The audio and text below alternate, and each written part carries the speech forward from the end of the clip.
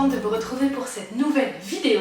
Aujourd'hui, je vous présente mon nouveau bébé. C'est un journal qui a littéralement été écrit pour vous. Pour ceux qui connaissent déjà un petit peu le principe du bullet calendar, on va retrouver un petit peu ce principe-là, c'est-à-dire que ça va être littéralement un livre qui va vous permettre de vous accompagner de séance en séance, un petit peu comme si j'étais là. Vous allez avoir des fiches à remplir pour chaque séance, avec ensuite un bilan mensuel et un bilan annuel, tout ça au niveau, on l'a dans les titres, du bien-être émotionnel du cheval. Donc on va vraiment se concentrer sur les émotions du cheval en séance, que ce soit à pied ou monté, et vous allez avoir toute une partie théorique, toute une partie pratique avec des exercices, et surtout ces fameuses fiches où vous allez pouvoir, avec des clés très concrètes, analyser vous-même vos séances. On va détailler tout de suite ça ensemble, comme ça vous avez un petit peu des exemples de ce que vous pouvez retrouver dedans. Et donc mon but en écrivant ce livre, c'était vraiment d'offrir un accompagnement. Je sais qu'il y a certaines personnes qui ne peuvent pas forcément se payer des cours, et donc avec ce livre vous avez littéralement 1 an d'accompagnement, et il revient littéralement au prix d'un seul cours. Alors oui, il est beaucoup plus cher que mes autres livres, déjà parce que comme vous le voyez, on n'est pas du tout sur le même format de couverture, on est sur une couverture vraiment cartonnée, on est également sur un papier très épais. Tout ça pour que vous puissiez écrire dedans, on va le voir tout de suite ensemble, mais le but c'est vraiment que vous puissiez écrire, même coller des photos, même faire des schémas des exercices que vous avez fait en séance. Le but c'est que le livre il tienne sur la durée et pas qu'il soit abîmé au bout de 2 fois que vous avez écrit dedans. C'est vraiment quelque chose que vous allez pouvoir garder même toute votre vie, et vous allez pouvoir ensuite retourner le consulter. Il est à 50 €, il est un peu plus cher, les coûts d'impression sont également énormes sur ce livre, donc de nouveau c'était très compliqué pour moi de le mettre plus bas sans faire littéralement une perte. Et puis voilà, de nouveau, comme je vous le dis, il faut le réfléchir en le comparant au prix des cours, c'est littéralement le prix d'un cours avec moi, mais voilà, c'est un accompagnement sur une année entière.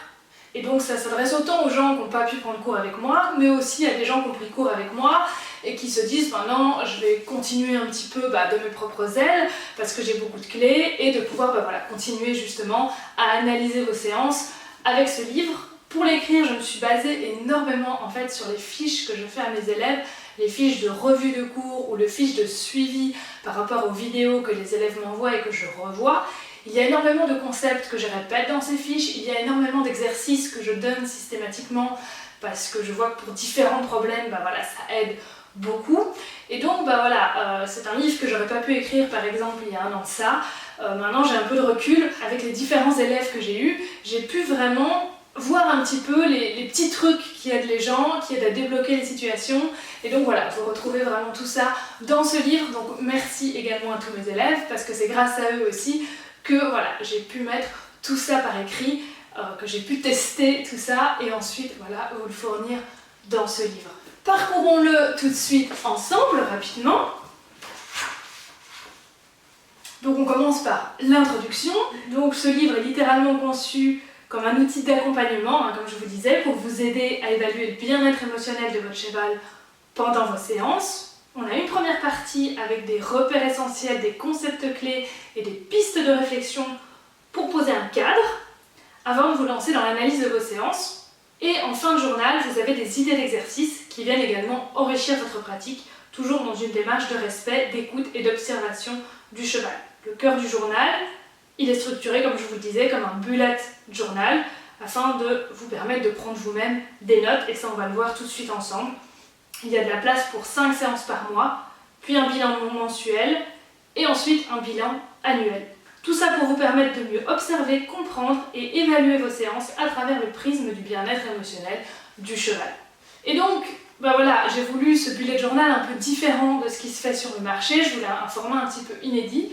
Pourquoi ? Parce qu'il n'y a pas seulement des fiches pour analyser vos séances, c'est pas un livre qui est vide.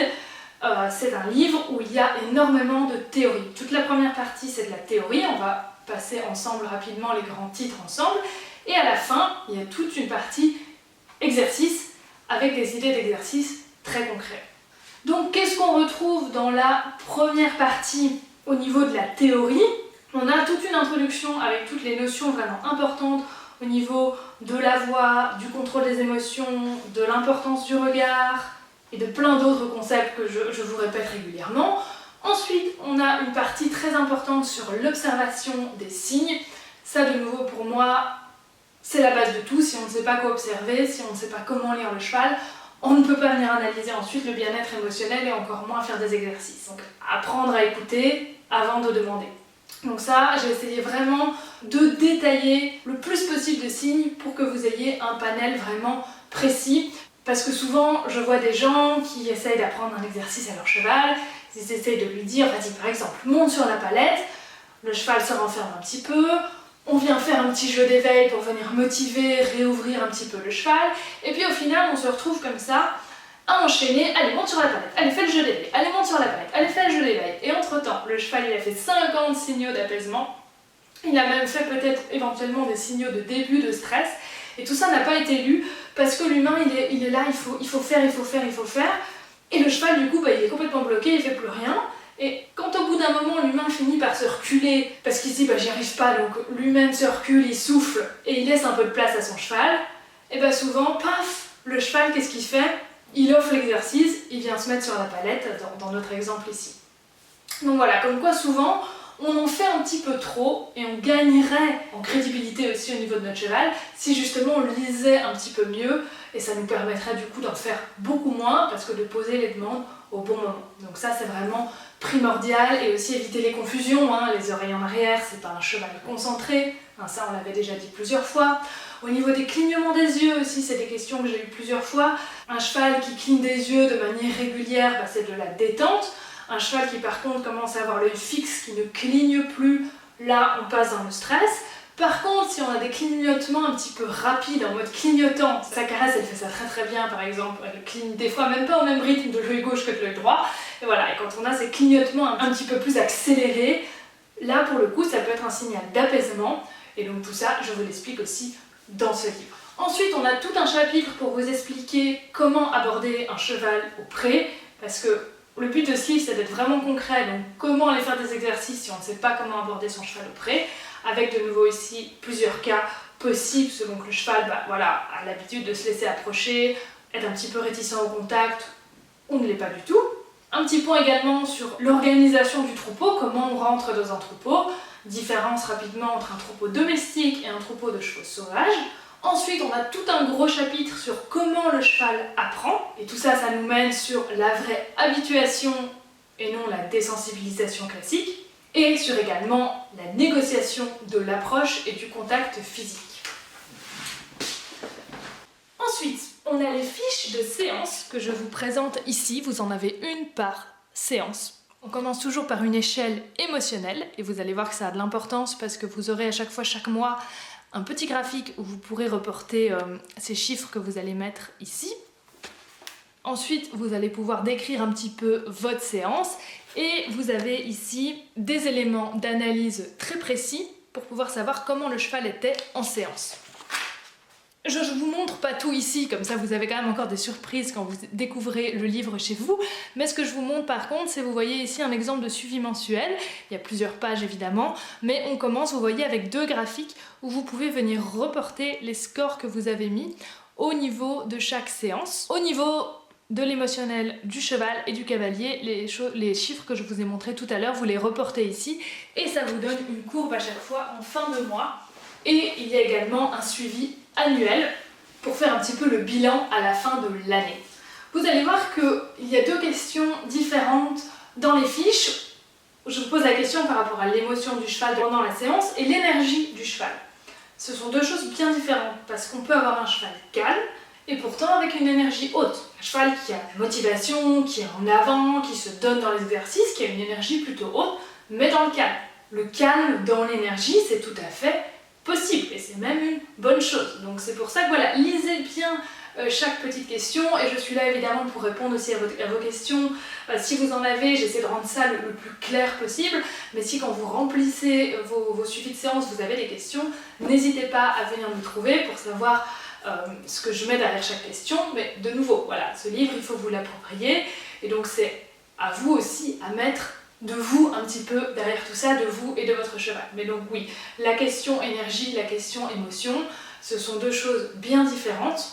On peut être au niveau de l'échelle émotionnelle, ce que je vous ai montré tout à l'heure, les premiers scores, dans le calme, et pourtant un niveau d'énergie plutôt haut. Important ici aussi, vous voyez que tout ça est tourné au niveau de l'émotionnel du cheval. Voilà, je suis comportementaliste équin, donc je m'occupe avant tout du mental du cheval. Maintenant, vous savez que sur ma chaîne, j'ai fait beaucoup de vidéos aussi qui concernent la locomotion du cheval, parce que c'est un point très important. J'ai été formée un petit peu en biomécanique aussi, mais voilà, c'est un autre volet absolument immense. J'ai hésité à un moment donné à l'inclure aussi, et je me suis dit après ça va devenir une usine à gaz. Donc là, on est vraiment concentré sur le mental, en sachant que de toute façon, avant de travailler, de rentrer en séance avec son cheval, de toute façon, il faut que les besoins primaires soient comblés, que le cheval soit dans un cadre de vie correct, avec de la nourriture à volonté, un accès à l'extérieur, des copains, etc., etc. Voilà, évidemment, si votre cheval est enfermé 24 heures sur 24 dans un box, qui voit personne et qu'il n'a pas assez à manger, bon voilà, ça va être compliqué de venir travailler avec ce livre, vous n'aurez pas vraiment de résultats, donc ça c'est clair. Par contre, si votre cheval il a des problèmes de locomotion, il a des problèmes de symétrie, tant qu'il a des tensions dans le mental, etc., on ne peut pas venir travailler sur le physique, on ne peut pas venir muscler le cheval, on ne peut pas apprendre quoi que ce soit de neuf au cheval, tant qu'on n'a pas défait ce qui était problématique, tant qu'on n'a pas travaillé sur les tensions. Et donc c'est pour ça que voilà, ce livre, c'est vraiment la première chose, j'ai envie de dire, à faire avant de venir travailler sur tout le volet physique. À savoir qu'au niveau du volet physique, je vous renvoie aussi à une ancienne vidéo, je vous avais parlé du fameux tableau où on avait toute une liste de signes pour voir un petit peu s'il y avait des inconforts montés. On avait le cheval qui bave, la tête inclinée, la tête qui bouge, la queue qui fouillaille, un cheval qui se déplace sur 3 pistes, un cheval qui n'a plus de mise en avant. Voilà, donc ça je vous renvoie plutôt à tout ça et plus globalement à la playlist locomotion de la chair. Donc voilà, l'important c'est toujours de rendre le cheval disponible, présent dans sa tête pour pouvoir ensuite lui apprendre plein de choses. On en avait parlé dans plusieurs vidéos déjà et vous allez le revoir dans ce livre. L'importance de cette fameuse posture d'évaluation qui permet de faire revenir le cheval en détente. Un cheval qui n'évalue pas, c'est un cheval qui a des tensions accumulées. Quand il y a un stress, moins le cheval évalue rapidement, plus ça veut dire qu'il y a des tensions. Et plus il faut travailler là-dessus également pour faire revenir cette fameuse posture d'évaluation. On l'avait vu avec le cheval Kilian notamment. Et je ne le répéterai jamais assez, et vous le reverrez encore une fois dans ce livre, quand un cheval est dans le rouge, avant tout, il faut le faire redescendre. Un cheval n'apprend pas dans la contrainte, et quand il y a du stress, il ne faut pas vouloir absolument que le cheval nous respecte, il faut chercher avant tout à faire redescendre. Alors souvent on entend beaucoup ça dans les méthodes plus traditionnelles, quand le cheval il commence à s'inquiéter, etc. Ah non, il doit te respecter, il ne doit pas bouger, il doit faire attention à toi. Et on commence à monter par-dessus, c'est l'escalade, on ne fait que rajouter du stress. Et au final, on est juste là sur un problème d'ego, que l'humain veut absolument se faire respecter, alors que là, c'est pas du tout le sujet. On est en train de gérer une situation de stress, d'urgence, et l'urgence, c'est de faire redescendre le cheval et pas de venir respecter l'humain. Et le respect, on en reparlera d'ailleurs dans quelques secondes. Et il y a beaucoup d'idées fausses comme ça, hein, comme un cheval qui stresse à la tâche, on va dire, faut surtout pas le détacher, sinon on va renforcer le fait qu'il bouge, parce qu'il va se dire, quand je bouge, on le détache. Non, quand vous détachez le cheval, vous venez couper le stress, et l'important, toujours, c'est de venir au contraire détacher avant que le cheval s'inquiète, pour venir lui montrer justement qu'il n'y a pas besoin de s'inquiéter par rapport à cette situation, parce qu'on va venir agrandir cette fameuse zone de confort par rapport à la tâche progressivement, et qu'on ne va pas pousser le cheval au contraire à la résignation. Mais voilà, tout ça vous le découvrirez plus en détail dans le livre. Et tout ça, ça passe par aussi un shift très important au niveau de penser les choses, c'est qu'on ne doit pas agir sur le comportement du cheval qu'on voit directement, mais sur les mémoires, sur ce que le cheval a associé par rapport à tout ça, et c'est ça qu'il faut venir changer pour avoir vraiment quelque chose de durable. On vient littéralement changer les circuits neuronaux dans le cerveau, les chemins neuronaux, en faisant revivre une expérience, mais de manière différente pour le cheval. Et tout ça, pour avoir des oui à la fin, il faut commencer par accepter les non et partir de ça. Et c'est pas toujours facile de savoir ce qu'il y a derrière un comportement. Par exemple, un cheval qui se mord, qui se blesse lui-même, ça peut être par rapport à une douleur physique, quelque chose qui le gêne, un inconfort qu'il essaie de s'enlever. Ça peut être au contraire de l'agressivité qu'il a contre des congénères qui se retournent au final sur lui. Mais ça peut aussi être un stéréotype, et donc là c'est un schéma plus ancré, et donc là c'est aussi possible de travailler dessus, mais c'est évidemment plus long et plus complexe. Et pour la dernière partie dans le livre, au niveau des exercices que je vous propose, je vous laisserai découvrir tout ça parce que je ne veux pas non plus tout vous dire dans cette vidéo et que vous n'ayez plus rien à découvrir, mais je peux vous dire qu'il y a des exercices très intéressants, notamment au niveau des targets énergétiques. Je sais que c'est quelque chose qui a intrigué pas mal de personnes. Et donc je vous parle à la fois des targets matériels avec la fameuse balle à pousser, mais aussi des targets énergétiques. Là on a vraiment un chapitre très détaillé là-dessus. Et de nouveau, mes autres livres étaient peut-être un petit peu plus théoriques, ou voilà, dans le cadre de Domino c'était plus un roman. Je ne sais pas si on pouvait vraiment en retirer des choses concrètes à faire. Là avec ce livre, c'est vraiment des exercices que vous allez pouvoir appliquer. Alors de nouveau, c'est pas un mode d'emploi étape 1, étape 2, étape 3, parce que de nouveau tout dépend d'un cheval à l'autre, mais par contre vous avez des clés très concrètes pour savoir comment réagir face à quelle situation, parce que vous avez ces fameux tableaux pour décrypter les signes de votre cheval et pour comprendre un petit peu comment ça se passe dans son cerveau, comment il apprend, comment il réagit face à des stress, face à des nouvelles choses, etc. etc. Dans les idées d'exercice, on a... je ne vous citerai du coup que celui-là, après on arrête, mais on commence tout de suite par le premier exercice, le plus fondamental, c'est ce qui est la sécurisation de l'espace. En soi, c'est même pas un exercice, c'est la base, c'est ce qu'on doit faire tout le temps quand on va chercher son cheval au pré, en séance, entre les séances, enfin littéralement tout le temps. Et c'est ça qui va permettre au cheval de littéralement se reposer sur vous. Parce que dans ce livre, vous allez trouver à la fois des clés pour que le cheval se repose sur vous, mais aussi que le cheval apprenne des méthodes et lui-même des clés pour pouvoir gérer ses émotions, aller au-devant de ce qui l'inquiète. Et donc du coup, c'est le combo parfait pour après pouvoir construire des choses beaucoup plus complexes. J'ai envie de dire, tout ça c'est la base. Et après, une fois que vous avez ça, vous avez un cheval qui compte sur vous parce que vous êtes dans le contrôle des émotions, pas dans le contrôle des pieds. Du coup, un cheval qui a envie de vous suivre. Du coup, un cheval que vous pouvez emmener en extérieur parce que vous avez vraiment cette base très solide. Et donc tout ça, évidemment, ça passe aussi par l'importance du regard. On le retrouve en début du livre, mais aussi dans les exercices, ce fameux regard, le regard du cheval sur vous. Le regard, c'est la conscience, c'est la pensée du cheval. Si vous savez où votre cheval regarde, vous savez exactement à quoi il pense. Et je vais vous donner encore ici quelques petits exemples concrets qui vont très bien dans le cadre de ce livre. Comme ça, je vous montre encore quelques petites vidéos rapidement ici, par rapport au scan de l'environnement. Comme je vous le dis, c'est quelque chose qu'on doit faire vraiment tout le temps, notamment en balade. Je le fais beaucoup avec Caresse quand on passe dans des endroits qui l'inquiètent, notamment dans des villages. Et ça, ce scan de l'environnement, vous allez voir tout de suite dans les images comment je fais. Malheureusement, on n'entend pas très bien au niveau du son, mais je vais essayer de vous rejouer un petit peu la scène, comme ça vous allez comprendre en gros. Mais ce qui est vraiment important quand on fait ce scan, c'est vraiment d'y croire. C'est vraiment de croire à fond à ce que vous faites. Et c'est vrai que je le fais des fois, c'est très fatigant à faire comme ça. Et c'est vrai que j'ai eu des fois scanné sans y croire vraiment, en regardant sans regarder. Et ça ne marchait absolument pas. Caresse s'inquiétait, regardait, etc. Il faut vraiment se mettre littéralement à la place du cheval proie, pour qui tout peut être cause de stress. Il faut vraiment être un vrai détecteur de tout potentiel danger. Donc quand on marche comme ça dans la rue avec Caresse, alors là on a l'air ridicule, mais c'est pas grave, je marche un petit peu devant elle pour lui montrer que j'affronte le danger avant elle. J'ai toujours quand même un petit œil sur elle, mais je vais regarder chaque potentiel danger. Donc je vais scanner, je vais dire, alors là il y a une haie, j'ai vu la haie. Il n'y a rien derrière. Là, il y a un garage. Ok, garage. Il n'est pas ouvert. Il bouge pas. C'est très bien.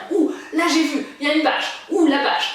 Ok, elle bouge pas. C'est bon. Là-bas, par contre, on a des plastiques. On a des plastiques qui claquent. Alors là, tout de suite, quand je vois que ça peut vraiment être inquiétant, je lui montre plus. Je lui dis, attention, plastique. Mais on va souffler ensemble. Et on va y aller ensemble. Et bizarrement, quand je fais ça, je lui montre que j'ai vu le danger. Je souffle, je lui montre que c'est rien.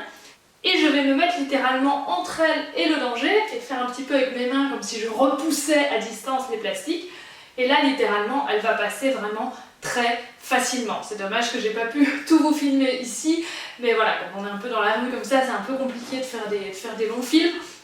Mais voilà, c'est littéralement comme ça que je procède, avec ma main comme ça, pour dire attention ça. Et vraiment de détecter et de dire j'ai vu ça, ça, et à chaque fois dire ça c'est bon. Ça c'est bon, il faut vraiment avoir une voix très présente, très sûre, très leader en quelque sorte, qui porte vraiment le cheval et qui rassure vraiment le cheval, qui lui montre qu'on a vraiment tout vu. Toujours avoir un œil sur le cheval, parce que des fois le cheval, il peut commencer à voir quelque chose que nous, on n'a pas forcément vu. Alors de nouveau, on se met à sa place, mais des fois, c'est pas toujours évident. Et donc là, si je vois qu'elle commence à tiquer sur quelque chose, tout de suite, je montre et je dis j'ai vu. J'ai vu, mais ça c'est bon, voilà. Et à la fin d'avoir fait ça pendant plusieurs longues minutes avec elle, c'était fou. Parce que dès que je soufflais, elle soufflait et elle ébrouait carrément, littéralement, avec moi. Donc c'est pour vous dire à quel point ça marche. Par contre, si je fais la même chose en disant oui, bon, j'ai vu, voilà, et puis je dis plus rien pendant 5 minutes, puis ah bon, là, je scanne un peu, ça marche pas. Après, vous allez souffler, le cheval, il va continuer quand même à regarder. Alors que là, littéralement, elle était pendue à moi. Elle sent vraiment que je contrôle littéralement la situation. Et c'est ça qui la rassure. C'est pas que je sois en train de lui bouger les pieds, de la contrôler, c'est que moi, je contrôle la situation et qu'elle sache qu'elle puisse se reposer sur moi parce que je vois exactement et je sais où la faire passer pour que ça se passe bien. Donc voilà, ce scan de l'environnement, je vous laisse rapidement 2-3 images ici, mais il faut s'imaginer avec la voix que je vous ai fait tout à l'heure, mais c'est vraiment magique.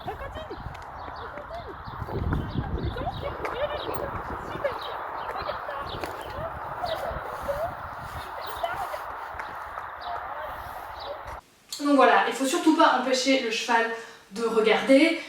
Pareil, monter quand le cheval va s'arrêter, parce qu'il va s'inquiéter et qu'il va scanner un petit peu l'environnement. Ça sert à rien de talonner pour qu'il reparte. On regarde avec lui, on souffle, on peut éventuellement demander ensuite un changement de focus, mais ne pas demander la mise en avant tant que les oreilles du cheval n'ont pas bougé. Si les oreilles sont comme ça dressées vers l'avant, vous pouvez demander tout ce que vous voulez, le cheval il n'est pas avec vous. Donc il faut retrouver cette mobilité des oreilles pour pouvoir demander. Ce que je vous disais tout à l'heure, si on ne sait pas lire les signes, on demande n'importe quand, on n'a pas de réponse, on perd toute crédibilité. Alors que si on sait lire les signes, on sait exactement quand demander, et c'est beaucoup plus léger et beaucoup plus agréable pour tout le monde. En sachant que le cheval, ben voilà, il a sa vue, mais c'est pas forcément le sens le mieux développé, hein, vous le verrez aussi dans le livre. Il entend des sons que nous n'entendons pas, il entend les ultrasons, et beaucoup aussi au niveau même du toucher, au niveau des pieds, il reçoit des informations. Et donc c'est pour ça qu'un cheval ferré, eh ben on lui enlève en soi une partie des informations qu'il peut percevoir de son environnement parce qu'il ne sent plus le sol de la même manière avec ses pieds. Parce que c'est plus la fourchette qui est au sol, c'est le fer. Donc il a littéralement plus de contact avec le sol. En sachant aussi que les pieds, ça c'est pas dans le livre, mais je vous le redis ici aussi, quand le cheval est dans les allures, c'est littéralement comme si le cheval avait 4 cœurs. La fourchette, l'action du pied contre le sol, vient renvoyer encore plus de sang au cœur, et donc ça agit littéralement comme une pompe. Et donc c'est pour ça qu'en endurance, un cheval pieds nus, c'est plus confortable à ce niveau-là, au niveau de cet afflux sanguin par rapport à un cheval ferré.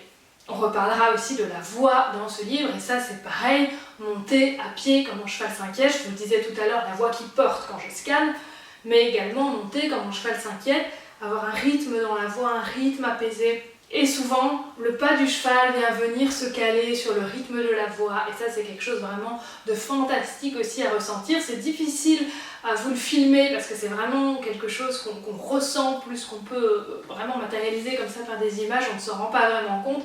Mais de nouveau, si vous y croyez, que vous vous mettez comme ça du rythme dans la voix, un pas après l'autre, et hop, votre cheval, petit à petit, il va venir se caler sur votre voix, et ça aussi, c'est quelque chose d'absolument magique. Et l'importance également, c'est toujours le cheval qui va vers. C'est jamais nous qui allons vers le cheval avec un objet inquiétant, même avec une brosse, avec une selle. Avant de mettre la selle, avant de mettre les brosses, présentez les brosses au cheval, présentez la selle au cheval, qui voit un petit peu de quoi il en est, qui voit un petit peu ce qu'est le sujet. Et ça permet de voir aussi si le cheval est bien avec nous et bien ouvert. Si le cheval est un petit peu renfermé, vous allez présenter la selle, les brosses, il n'y aura aucune réaction. Ça veut peut-être dire justement que le cheval n'est pas très à l'aise avec tout ça, qu'il n'est pas vraiment là avec vous, qu'il n'est pas vraiment dans une communication. Et donc c'est aussi un signe qu'il va falloir peut-être un petit peu le réouvrir par rapport à tout ça. Parce qu'on ne peut pas faire des choses avec un cheval qui n'est pas présent. Donc si quand vous montrez le sujet, déjà le cheval il n'est pas présent, ça sert à rien d'aller dans le sujet. Et ça, de nouveau, c'est vraiment le pire quand on veut faire passer un cheval dans quelque chose d'impressionnant, par exemple un cerceau. J'ai eu l'exemple en cours assez récemment, c'était assez drôle. Le cheval, c'était tout nouveau pour lui, il devenait de plus en plus confiant, il passait de mieux en mieux, puis à un moment donné, la personne qui tenait le cerceau s'est mise à avancer vers le cheval avec le cerceau très légèrement, mais ce petit mouvement a suffi et le cheval tout de suite, il s'est bloqué et on a eu beaucoup de mal à le refaire passer ensuite parce que ça a été littéralement vécu comme en fait j'ai pas du tout de contrôle sur ce truc, en fait on peut littéralement m'agresser avec à tout moment et j'ai littéralement perdu la confiance par rapport à ça. Et donc voilà, toujours c'est le cheval qui vient vers, c'est le cheval qui va à son rythme vers, et si on veut bouger ensuite le cerceau, on le fait d'abord loin du cheval, et c'est le cheval de nouveau qui se rapproche et qui accepte ce mouvement du cerceau au-dessus de lui quand il passe. Mais c'est pas nous qui venons passer le cerceau au-dessus du cheval, sinon on peut avoir littéralement cette perte de confiance tout à coup. Et on va terminer cette vidéo avec encore un très bel exemple montré de toute cette méthode en fait que je vous enseigne. Vous aviez déjà eu plusieurs témoignages sur ma chaîne, mais là vous allez revoir encore Cléa et sa jument Jalna que vous avez déjà vu plusieurs fois. Là on commence les séances littéralement de redébourrage, parce qu'il y avait eu un traumatisme au niveau de la montre, au niveau de la selle en plus qui n'était pas adaptée, et donc il y a vraiment eu un gros stress à ce niveau-là, et donc une jument qui ne veut plus se laisser monter, donc on est sur un redébourrage suite à un trauma, donc d'autant plus complexe, un petit peu comme avec Gandalf. Et donc Jalna a travaillé, Jalna et donc Cléa a déjà suivi 5 cours avec moi en visio et a continué à travailler sur la lancée, sur ma méthode pendant plusieurs mois. Elle a de très beaux résultats, une jument qui fait tout en liberté alors que c'était une jument qui était beaucoup ailleurs, qui scannait tout le temps l'environnement. Les premières séances elle allait à la porte et il fallait toujours aller la rechercher. Maintenant c'est une jument qui a envie d'être là, qui ne va plus à la porte et qui fait beaucoup en liberté, dans la concentration, dans la connexion et surtout dans le bien-être émotionnel. C'est toujours le sujet de notre vidéo. Et donc voilà, c'est pour vous montrer à quel point tout ce qu'il y a là-dedans, c'est pas juste des belles paroles, c'est littéralement des choses qui servent, des choses qui permettent au cheval de littéralement se transformer. Cette jument qui n'avait pas de connexion, qui n'avait pas les séances, elle est littéralement maintenant dans le bien-être émotionnel. Et donc c'est également aussi grâce à ces séances avec Cléa et Jalna que j'ai mis des clés importantes dans ce livre, des choses qui leur ont servi à elle, qui ont servi aussi à d'autres élèves.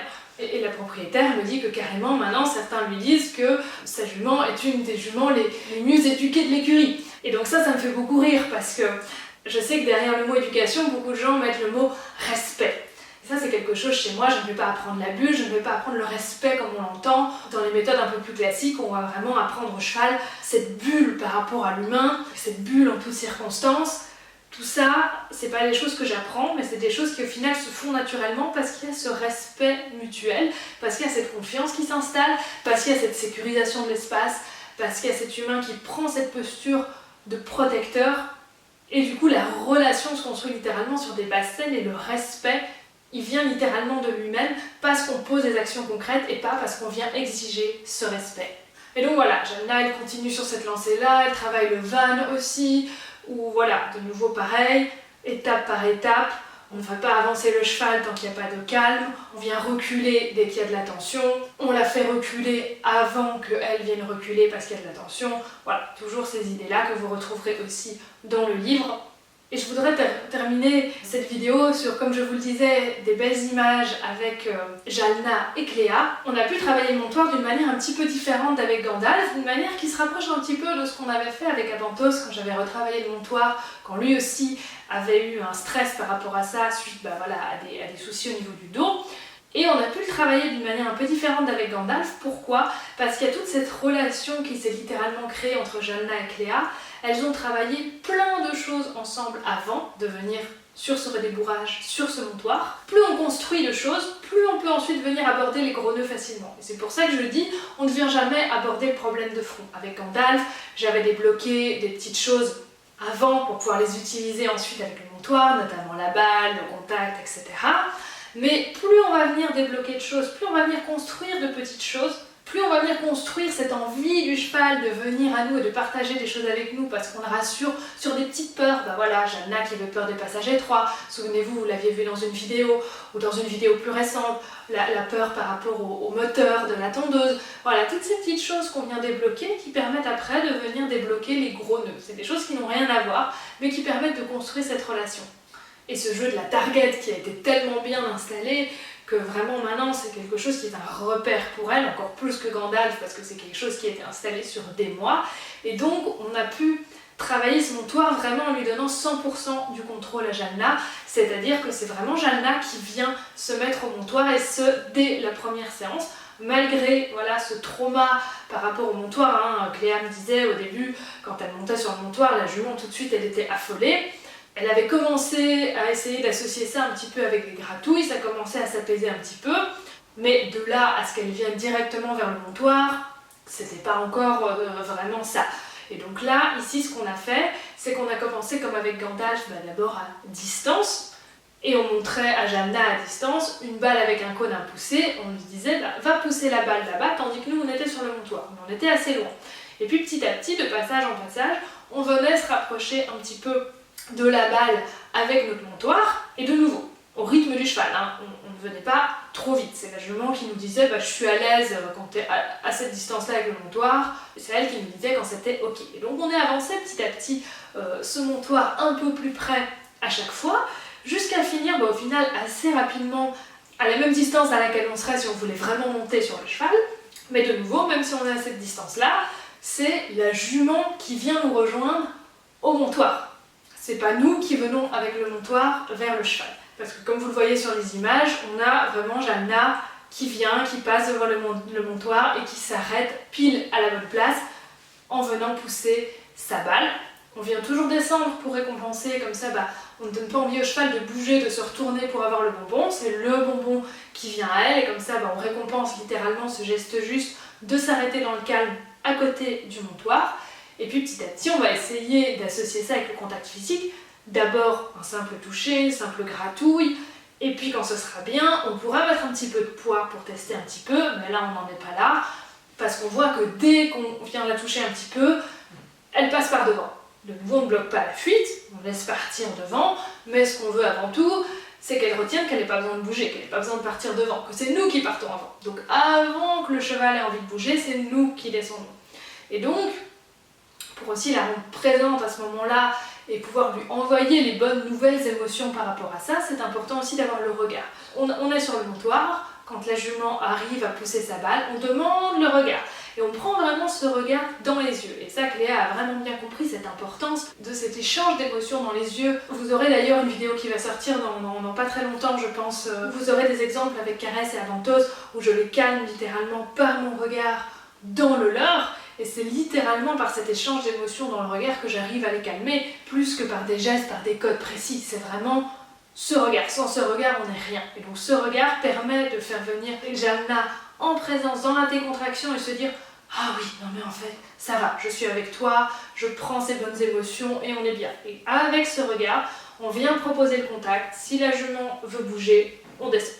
Et petit à petit, comme ça, on peut rallonger le moment avec le regard, avec le contact, jusqu'à après pouvoir venir mettre un petit peu de poids. Donc voilà, de nouveau tout ça pour vous dire que quand on a des bases solides avec son cheval, on peut ensuite soi-même débloquer ses gros nœuds avec de nouveau toutes les méthodes que je vous dis là par rapport à descendre du montoir avant que le cheval bouge, etc. C'est tous des grands principes que je répète aussi dans ce livre. Donc voilà, je pense que c'est vraiment une petite bible, un petit condensé de tout ce qu'il y a dans les vidéos, de tout ce qu'il y a dans mes cours. Littéralement un accompagnement que je vous offre pour partir sur des bonnes bases, pour construire quelque chose. Et puis plus, comme je vous disais, on construit les choses, plus après on peut venir résoudre facilement les gros nœuds en donnant plus de contrôle au cheval. Vous voyez ici avec Jalna a encore plus de contrôle que Gandalf parce que la relation est encore plus construite. Je vous dis pas que vous allez tous devenir comportementalistes demain, mais voilà, mon but c'est vraiment de vous donner des clés pour que vous puissiez tous un peu mieux comprendre votre cheval, tous agir un petit peu à votre niveau. Et de nouveau, moi si un jour j'ai plus besoin de donner cours parce que tous les chevaux vont bien, et j'en serai la plus heureuse au monde. Donc voilà, mon but de nouveau c'est ça, et j'espère que ce livre vous aidera vous et vos chevaux.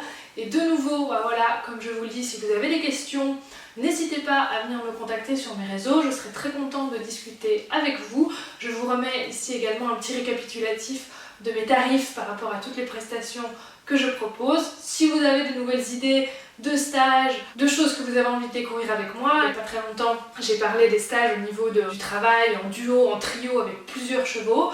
Voilà, ça c'est quelque chose que je suis en train de mettre en place aussi. Donc si vous avez d'autres idées, n'hésitez pas à venir m'en parler. C'est toujours grâce à vous, grâce à cet échange que j'évolue. Ce livre, bah voilà, c'est le fruit de tous nos échanges, de tous les cours que j'ai déjà pu donner.